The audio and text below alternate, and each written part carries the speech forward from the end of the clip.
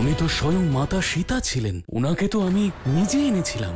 না হনুমান, উনি আমাদের মাতা সীতা নন। ও রাবণের পাঠানো কোনো মায়া। না লক্ষণ,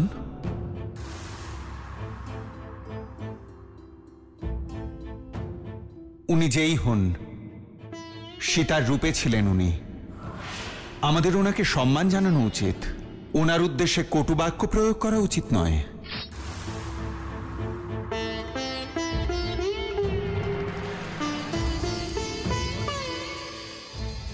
আজ আমি এ কি অনর্থ ঘটালাম? আজ আমি নিজেই আমার প্রভুকে সংকটে ফেলে দিলাম। এবার আমি কাউকেই প্রভু শ্রীরামের কাছে যেতে দেব না, সে যেই হোক না কেন, যতই পরিচিত হোক। তার পরিচয় সম্পর্কে নিশ্চিত হব, জিজ্ঞাসাবাদ করব। যখন আশ্বস্ত হব যে আগন্তুক আমার প্রভুর শুভাকাঙ্ক্ষী, তখনই তাকে প্রবেশ করতে দেব। হনুমান,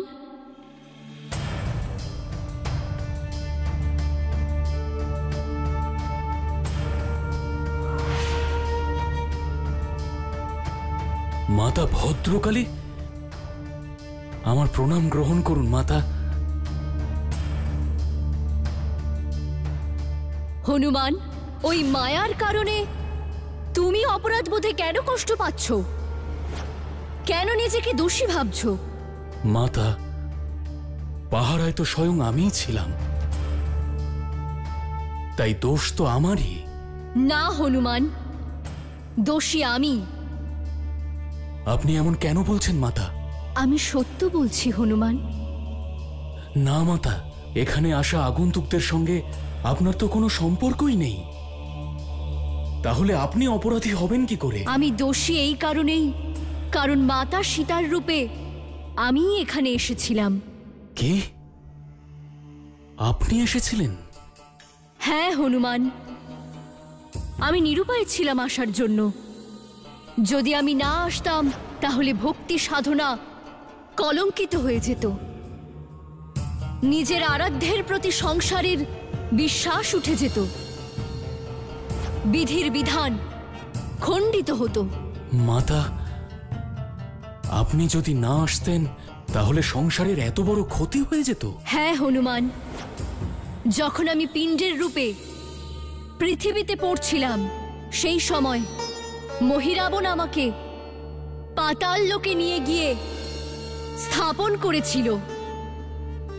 এই কারণেই আমাকে নিজের ইচ্ছার বিরুদ্ধে গিয়ে ওর ইচ্ছানুযায়ী সমস্ত কার্য করতে হয়, যা সে আমাকে দিয়ে করাতে চায়। আমি আপনার অসহায়তা বুঝতে পারছি মাতা। সেই জন্যই আজ আমি একটা সিদ্ধান্ত নিয়েছি। বলুন মাতা। হনুমান, তোমাকে আমায় রক্ষা করতে হবে, কারণ তুমি রুদ্র অবতার। সেই জন্য তুমি এই শক্তিপিণ্ডের ভৈরব।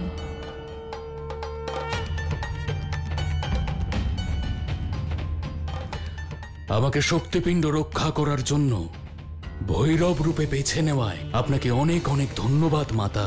এ আমার পরম সৌভাগ্য মাতা, যে আপনি আপনাকে রক্ষা করার দায়িত্ব আমায় দিয়েছেন। আমি এখনই গিয়ে ওই অসুর মহিরাবণকে তার কুকর্মের শাস্তি দেব। তার এত বড় সাহস যে আমার করুণাময়ী মাতাকে এভাবে অপমান করেছে, কল্যাণময়ী দেবীকে দিয়ে এমন অনুচিত কাজ করিয়েছে। চলুন মাতা। না হনুমান, এখন সঠিক সময় নয়, অপেক্ষা করো। সেই সময় শীঘ্রই উপস্থিত হবে, যখন আমাকে সহায়তা করার পথ তুমি নিজেই দেখতে পাবে। যথা আজ্ঞা মাতা।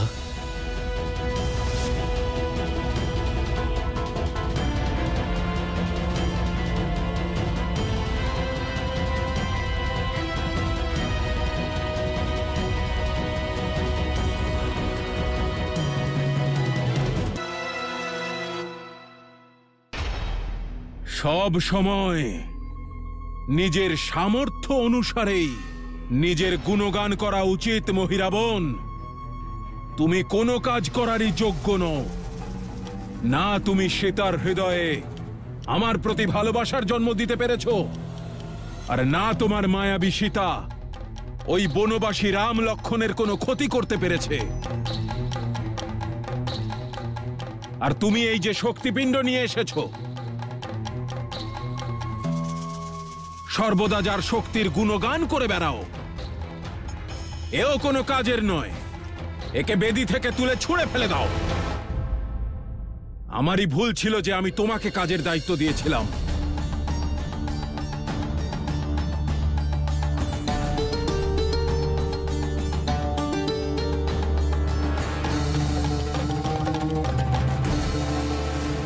এ আপনার ভুল চিন্তা ভ্রাতা রাবণ। এই শক্তিপিণ্ডই ওই রামের বিনাশের কারণ হয়ে উঠবে। আমি আজই এই শক্তিপিণ্ডে ওই দুই ভাই রাম আর লক্ষ্মণকে বলি দেব, আর ওকে প্রসন্ন করব।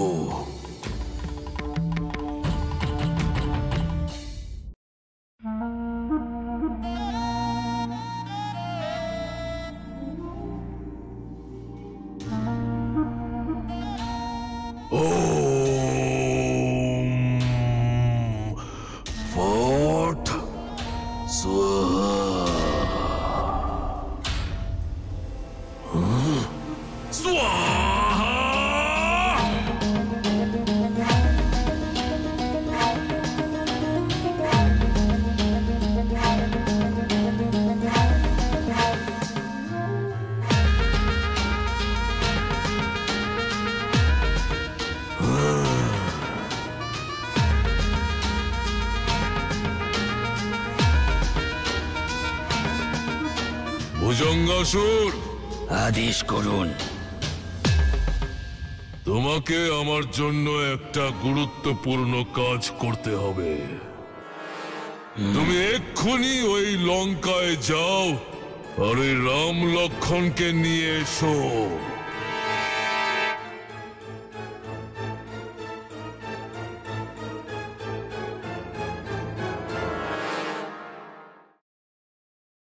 राम दुआरे तुम रखवारे होत ना।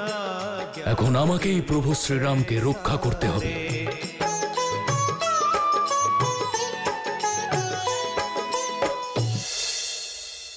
জয় শ্রীরাম। रूप धरि सियहि दिखावा, विकट रूप धरि लंक जरावा। এখন আমার প্রভু সম্পূর্ণ সুরক্ষিত। আমি আমার লেজ দিয়ে পুরো শিবিরকে ঘিরে রেখেছি। এবার কেউ তাকে আক্রমণ করতে পারবে না, আর আমার অনুমতি ছাড়া শিবিরে ঢুকতেও পারবে না।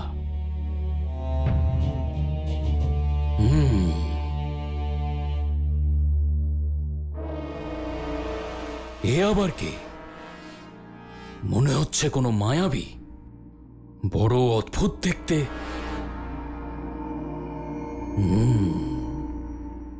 জয় শ্রীরাম।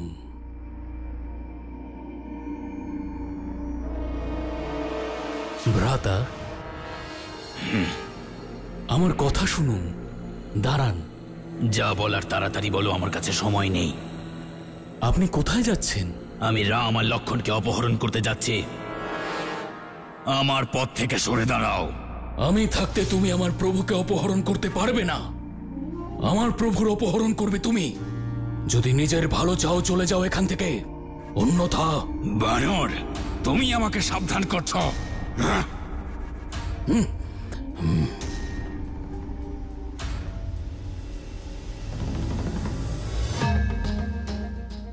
আর যদি এক পাও এগোও, আজ মৃত্যু নিশ্চিত তোমার।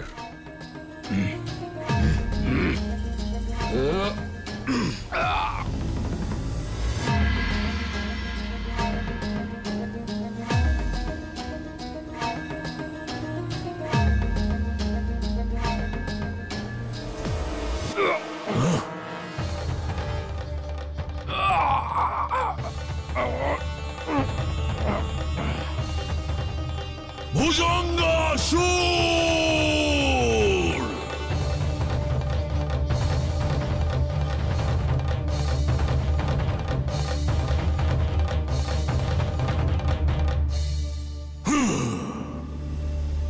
এবার আমি বুঝেছি, যতক্ষণ না ওই হনুমানকে ওখান থেকে সরানো হবে, ততক্ষণ ওই রাম লক্ষ্মণকে অপহরণ করা সম্ভব নয়। হে ভদ্রকালী মাতা, তোমাকে পাঠাতেই হবে তোমার অশুভ শক্তি ওই হনুমানের বিনাশের জন্য। তোমার অশুভ শক্তিকে পাঠাও মাতা, পাঠাও অশুভ শক্তি।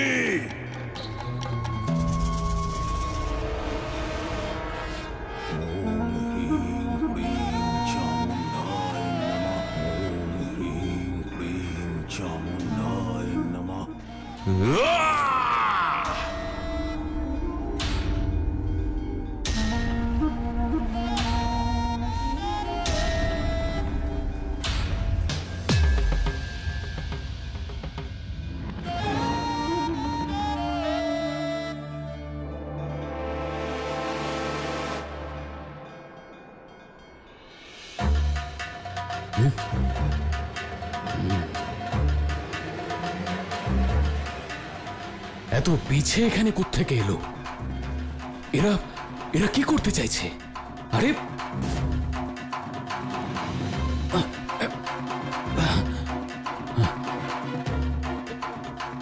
এবার তোমাকে সরতেই হবে হনুমান।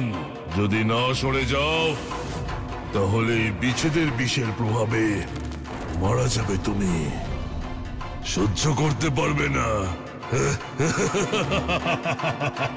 হে মাতা ভদ্রকালী, রক্ষা করুন মাতা, আমাকে রক্ষা করুন।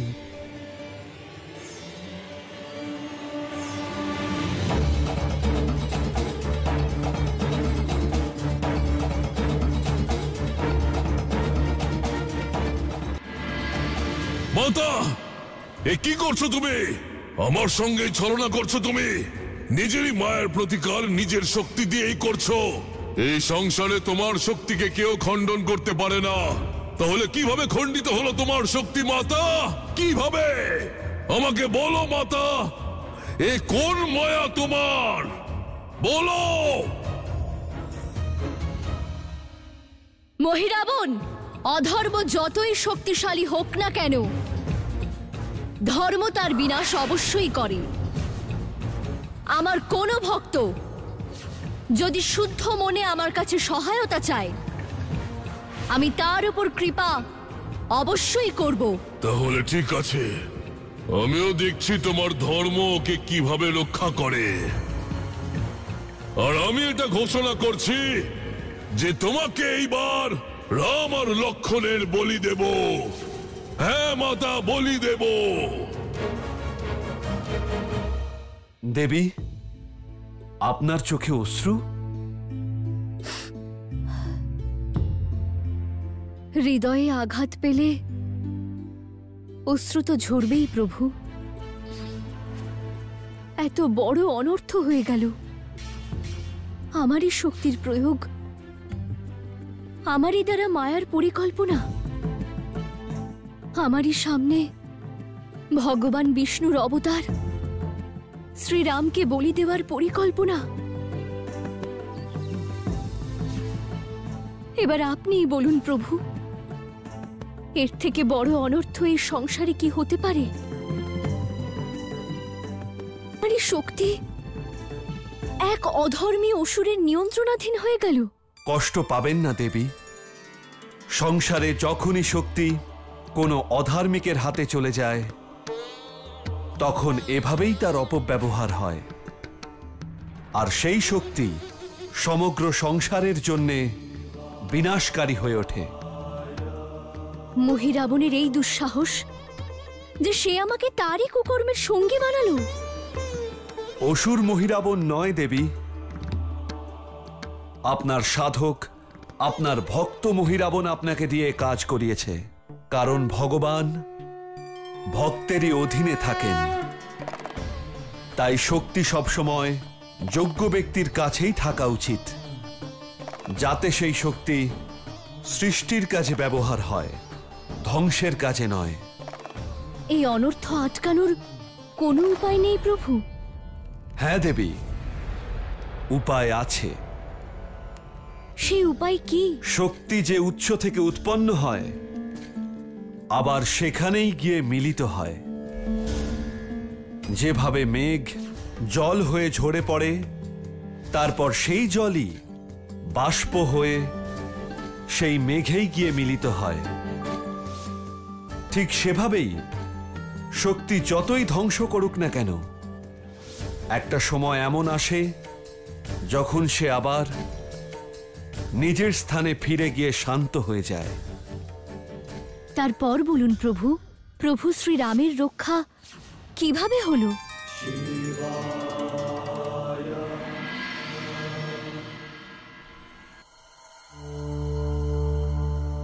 আরে বিভীষণ মশাই, আপনি এখানে এত রাতে?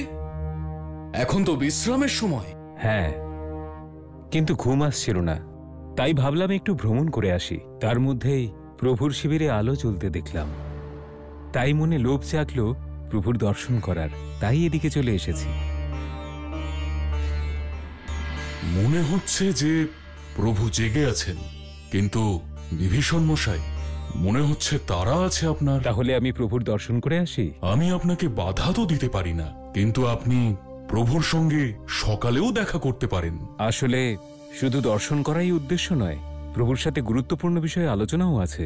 আলোচনা এই সময়? হ্যাঁ হনুমান, কালকের যুদ্ধনীতি নিয়ে কথা বলতে চাই, সেই জন্যেই এই সময় আমাকে দেখা করতেই হবে। রাবণ যেমন রণনীতি বানাবে, সেই অনুযায়ী প্রভুকেও রণনীতি তৈরি করতে হবে। আপনি রাবণের রণনীতি জানেন? না, এ তো কেউই জানে না যে কালও কি করতে চলেছে। তাহলে কি বিষয়ে আলোচনা করবেন? ঠিক আছে, যদি আপনার মনে হয় আলোচনা কাল সকালেই হবে, তাহলে আমার কোনো আপত্তি নেই। আপনাকে কে বাধা দিতে পারে? আপনি তো প্রভু শ্রীরামের শুভাকাঙ্ক্ষী, আপনি যেতে পারেন।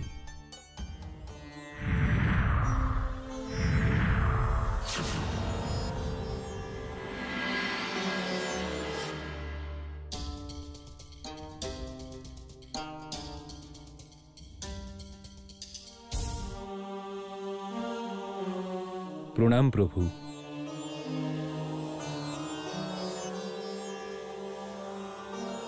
প্রণাম। আপনি এখন এই সময়ে আমাদের শিবিরে, সব ঠিক আছে তো? প্রভুর সঙ্গে গুরুত্বপূর্ণ কথা আছে। হ্যাঁ বলুন।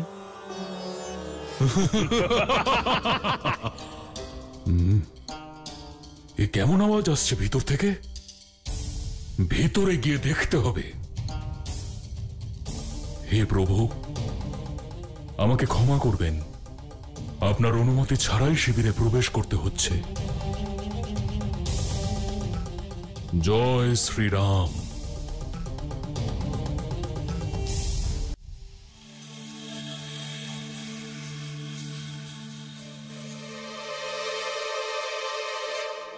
শিবিরে এত ধোঁয়া, প্রভু শ্রীরামকেও দেখা যাচ্ছে না।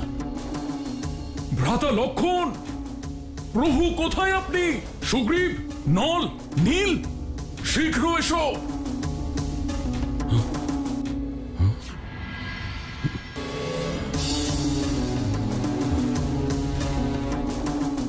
কি হলো অঞ্জনী পুত্র?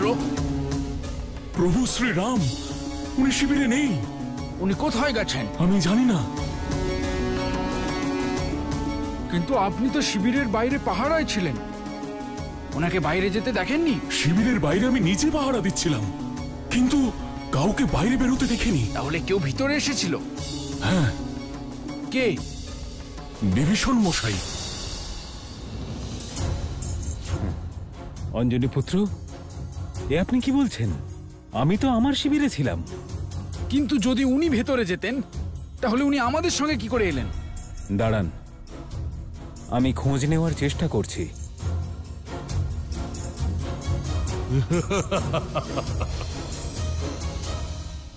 এ নিশ্চয়ই মহিরাবণ। মহিরাবণ? হ্যাঁ, একমাত্র ওই আছে যে আমার রূপ ধারণ করতে পারে।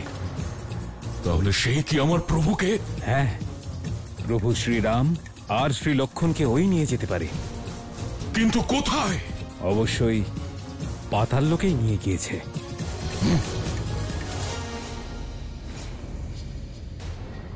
মহিরাবণ, তোমার এত বড় দুঃসাহস! আমার উপস্থিতিতেই আমার প্রভুকে অপহরণ করেছো। আমি এক্ষুনি যাব পাতাল লোকে, তোমাকে বধ করে প্রভুকে উদ্ধার করতে। জয় শ্রীরাম।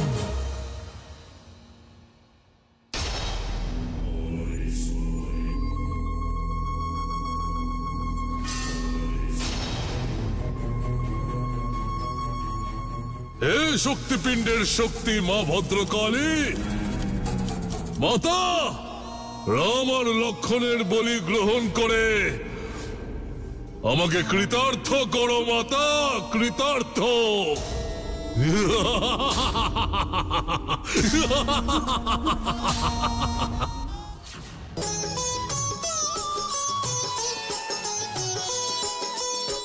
পাতাল লোকের তো শেষ দেখতে পাচ্ছি না। মনে হচ্ছে আমাকে আরো নিচে যেতে হবে।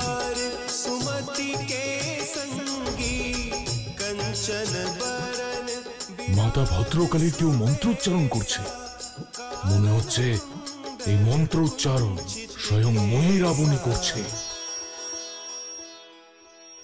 মনে হয় আমি পাতাল লোকের অনেক কাছেই আছি।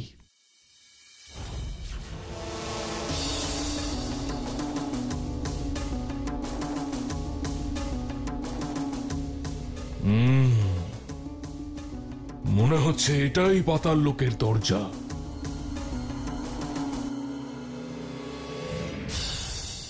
দাঁড়াও, তুমি ভেতরে যেতে পারবে না। আমরা এখানকার রক্ষক, আমাদের আজ্ঞা ছাড়া তুমি ভেতরে যেতে পারবে না।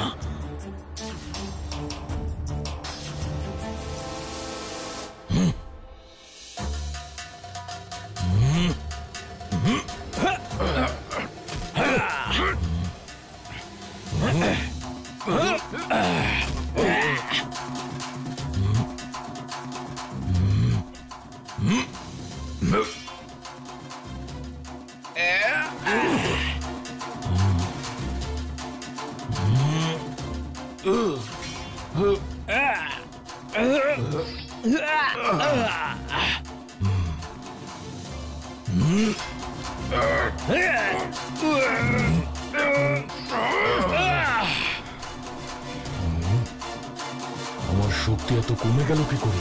সম্ভবত এটা পাতাল লোকের জন্যই। আমাকে এখানে প্রবেশ করতে আর এদেরকে বশে আনতে অন্য কিছু ভাবতে হবে। রাম লক্ষণের বলি দিয়ে মা ভদ্রকালীকে প্রসন্ন করে না শুধু মনের মতন বর লাভ করব, এমনকি রাবণকেও ছোট দেখাতে সফল হব।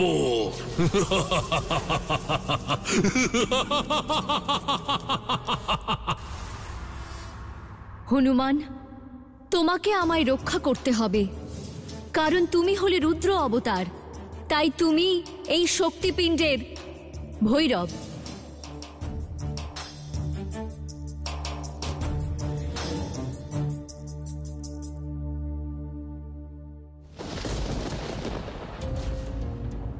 দেখো, আমি শুভ কাজের জন্য এসেছি। আমার পথ আটকিও না, যেতে দাও আমায়। তুমি তো রূপ পরিবর্তন করে নিলে। এ তো আমাদের মতোই কোনো মায়াবী মানব মনে হচ্ছে। ভেবে নাও আমি সেরকমই কেউ। যেতে দাও আমায়, পথ ছেড়ে দাও। অসম্ভব, আমরা পথ থেকে সরব না। ধৃষ্টতা দেখিও না, আমরা সরব না পথ থেকে। দর্শন দাও মাতা ভদ্রকালী, দর্শন দাও।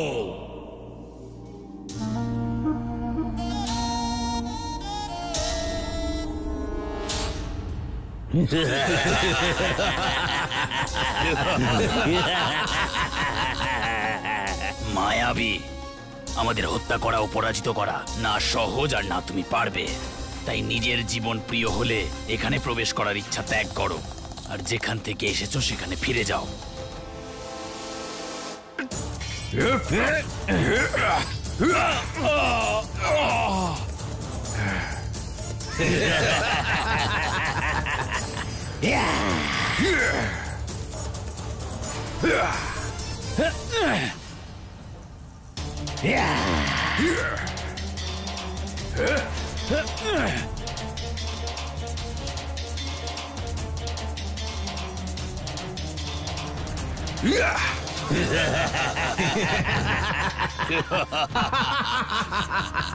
যদি আমাদের বিনাশ কেউ করতে পারেন তাহলে তা স্বয়ং মহাদেব।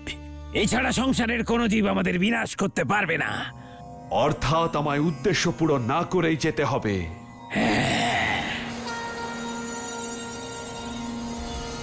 জয় মহাকাল।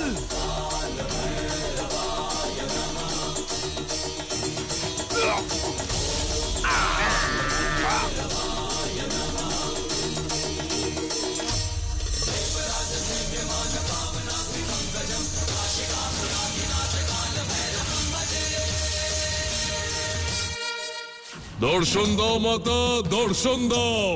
জয় মাতা ভদ্রকালী, দর্শন দাও।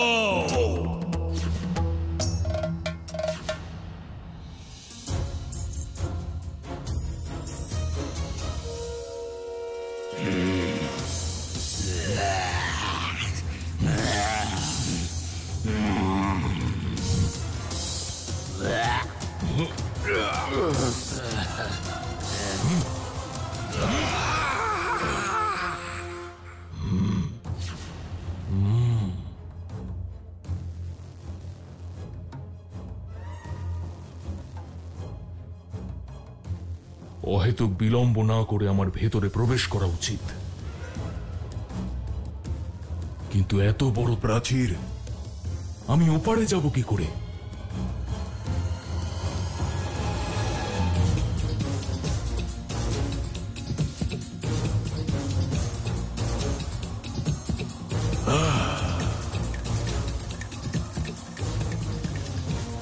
দর্শন দাও মাতা, দর্শন দাও। হে মা ভদ্রকালী, দর্শন দাও। আর দেখো তোমার ভক্ত কোন নবযুবকদের এনেছে বলি দেওয়ার জন্য। এই বিশেষ বলির দ্বারা তৃপ্ত হও আর আমাকে বর দাও মা, বর দাও আমাকে।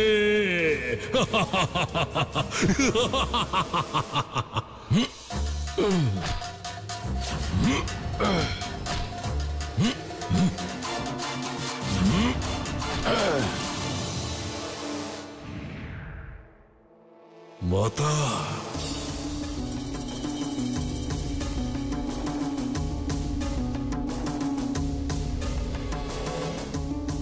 দাও মহিরাবণ, আমায় বলি দাও, না হলে আমি তোমার বলি নিয়ে নেব।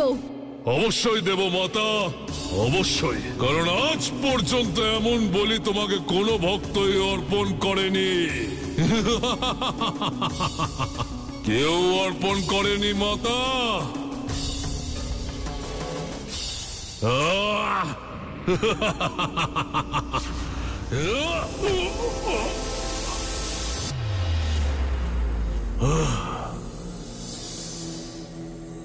কে তুমি? জয় শ্রীরাম। তুমি প্রবেশ করলে কি করে? দ্বারে তো আমার মায়াবী রাক্ষসরা ছিল, তারা পরলোক গমন করেছে এক এক করে সবাই। ওই দ্বার ভেদ করে কেউ প্রবেশ করতে পারে না, তাহলে তুমি কি করে এলে?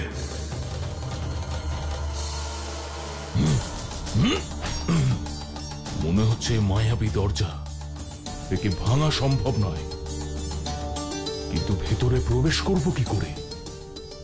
অন্য উপায় বের করতে হবে।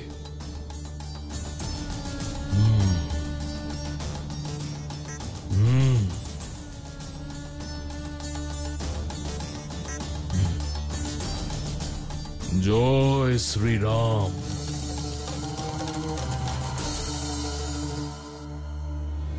মহিরাবণ, কি ভেবেছিলে তুমি আমার প্রভু শ্রীরামকে ছলনাপূর্বক এখানে তুলে নিয়ে আসবে আর তার সেবক কিছুই করবে না? তাহলে কি তুমি আমায় আটকাবে? হ্যাঁ, আমি তোমায় আটকাবো। অঞ্জনী পুত্র হনুমান তোমায় আটকাবে।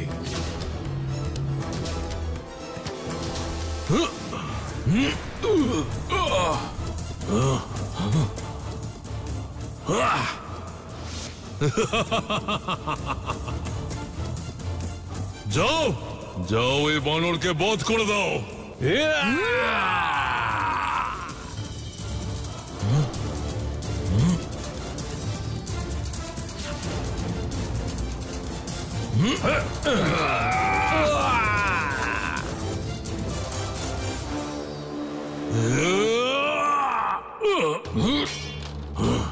এবার তোমার পালা মহিরাবণ, জীবিত ছাড়বো না তোমাকে।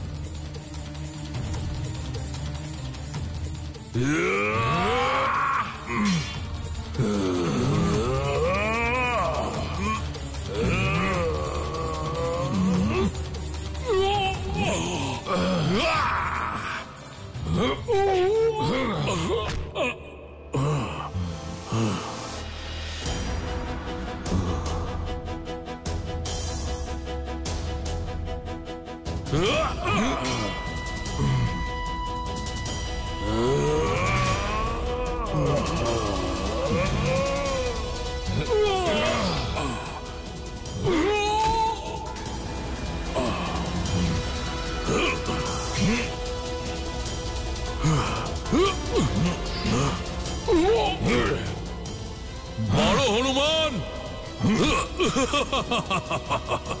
মারো। তুমি কি ভেবেছিলে এত সহজেই আমায় বধ করে দেবে? না, আমি অবদ্ধ।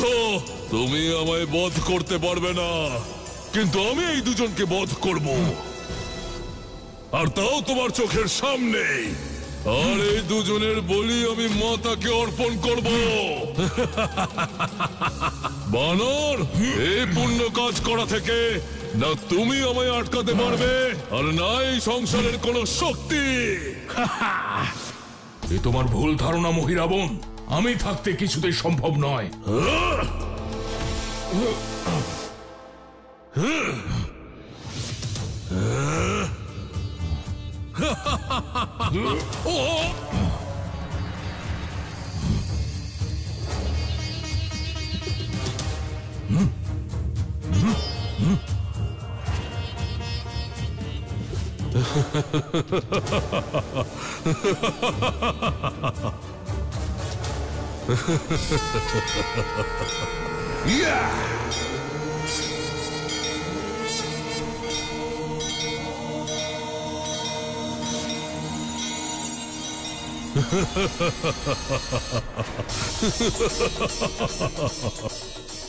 যাওয়ার এত তারা কিসের বহুরূপে? যুদ্ধের পরিণাম এখনো বাকি আছে। মহিরাবণ, নিজের বিনাশের জন্য প্রস্তুত হও।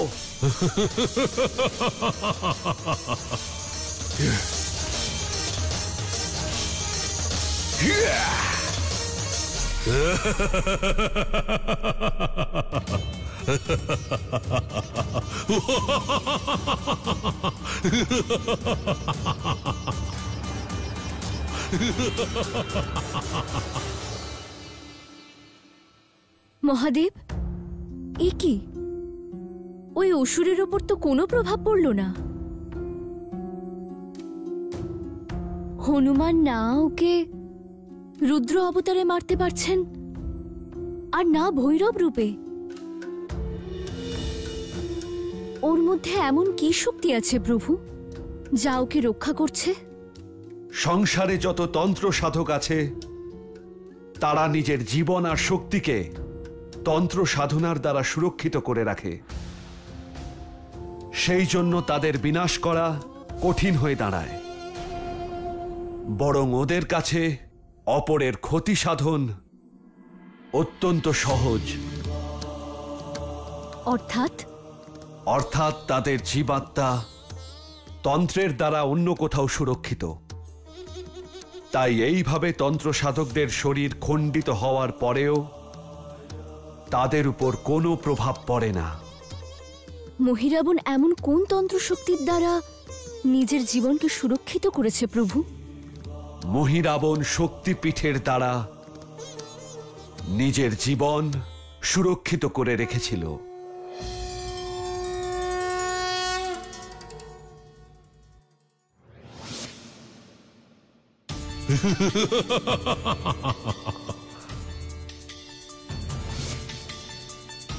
দেখতে পেলে আমার শক্তি ভৈরব রূপী হনুমান, নাকি আরো দেখবে আমার মায়া? আজ আমি এই দুই বনবাসীকে বলি অবশ্যই দেব। তুমি আমার হাত থেকে বাঁচাতে পারবে না ওদের, কেউ বাঁচাতে পারবে না আজ ওদের। ওকে আটকাতেই হবে, কিন্তু তা কিভাবে? কোন উপায় ওকে আটকানো সম্ভব প্রভু?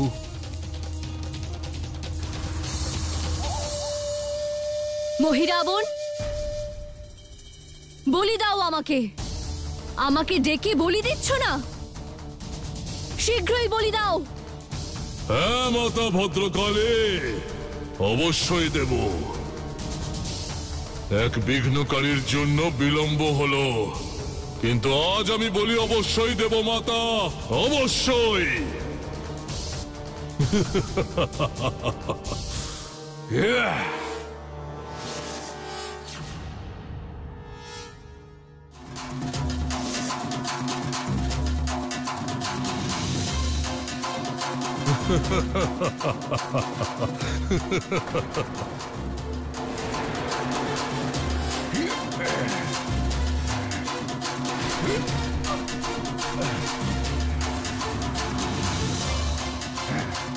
এই পাতাল লোক আমার ভৈরব, আমার।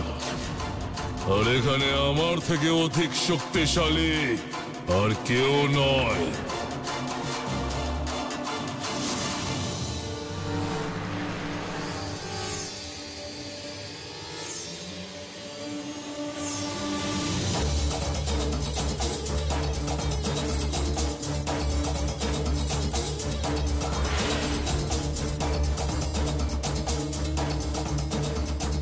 মাতা, রাম আর লক্ষণের বলি গ্রহণ করো, গ্রহণ করো মাতা।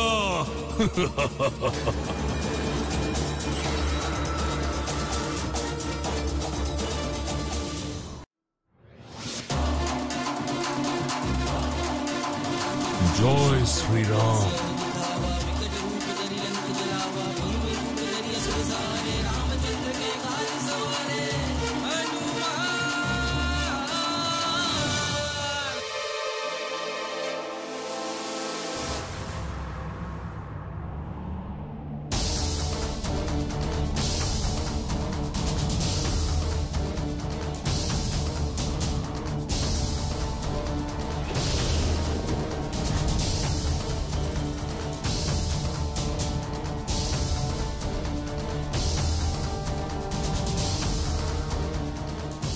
না,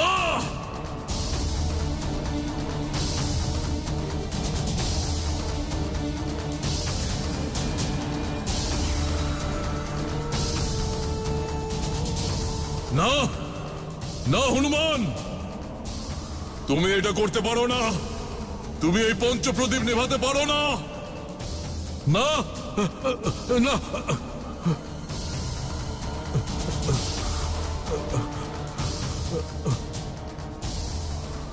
তুমি এই প্রদীপ নেভাতে পারো না। না, না, না, হনুমান, না, না।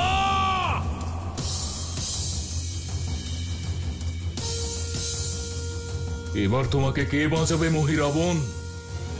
কিভাবে তুমি বলি দেবে?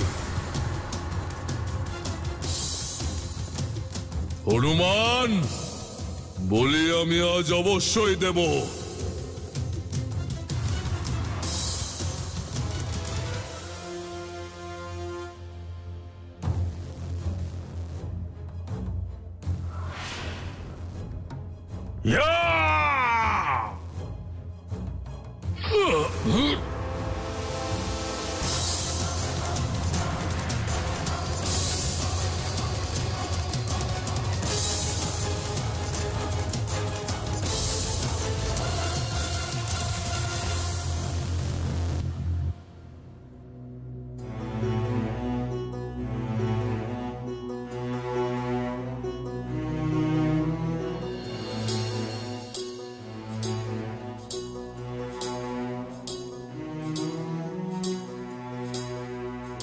আজ এই পাপের বিনাশ হয়েছে মাতা, আর আমার একটি দায়িত্ব সম্পূর্ণ হয়েছে। এবার আপনি আপনার সৌম্য রূপে ফিরে আসুন মাতা।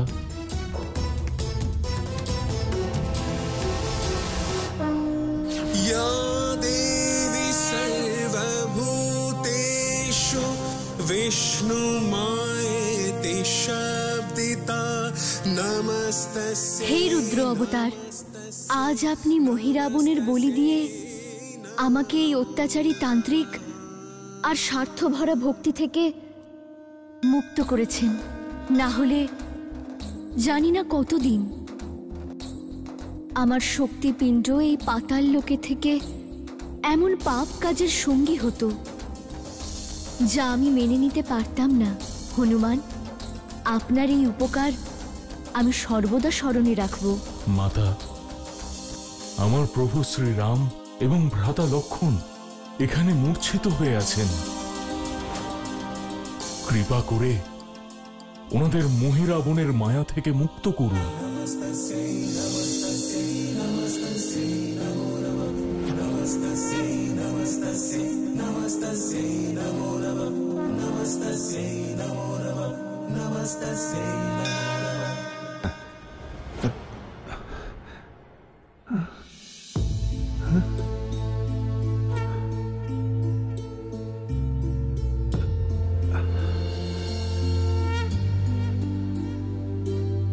হনুমান, এসব কি?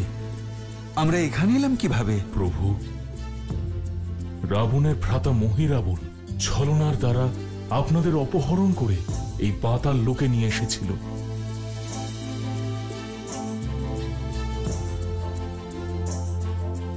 মাতা ভদ্রকালীর অসীম কৃপায় আমি ওকে বধ করে দিয়েছি। আপনার কাছে আমরা কৃতজ্ঞ মাতা। এবার চলুন, আর বিলম্ব করবেন না। চলো হনুমান। মাতা, আপনিও আমাদের সঙ্গে চলুন। এখানে এই পাতাল লোকে আপনার থাকার কোনো প্রয়োজন নেই। মাতা, আমি আপনাকে ধরিত্রীতে নিয়ে যাব। জগতের কল্যাণের জন্য আপনার ওখানে থাকা আবশ্যক। চলুন মাতা, আমাদের সঙ্গে চলুন। হনুমান, আমি আপনার সঙ্গে যেতে পারবো না। কিন্তু মাতা, আমি আপনাকে সুরক্ষিতভাবে নিয়ে যাব। আমি বিশ্বাস করছি হনুমান, কিন্তু এখন আপনাকে একাই যেতে হবে। না মাতা, আমি আপনাকে সঙ্গে না নিয়ে যাব না। আপনিও আমাদের সঙ্গে চলুন।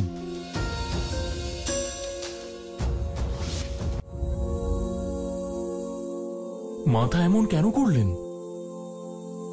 উনি আমাদের সঙ্গে যেতে চাইছেন না কেন? কারণ মাতা সক্ষম, উনি নিজের রক্ষা নিজেই করতে পারেন। কিন্তু আমাদের মাতা সীতা, উনি নিজের সুরক্ষা নিজে করতে পারবেন না। ওনাকে আমাদের রক্ষা করতে হবে। তাই আমাদের শীঘ্রই যাওয়া উচিত। মাতার এখান থেকে না যেতে চাওয়ার অবশ্যই কোনো না কোনো কারণ আছে। তুমি ওনার উপর বিশ্বাস রাখো। প্রভু, চলুন, আমি আপনাকে এই পাতাল লোক থেকে নিয়ে যাচ্ছি। কিন্তু তার আগে আপনাদের দুজনকে আমার কাঁধে উঠতে হবে। হনুমান, আপনার কাঁধে সেটা কিভাবে সম্ভব?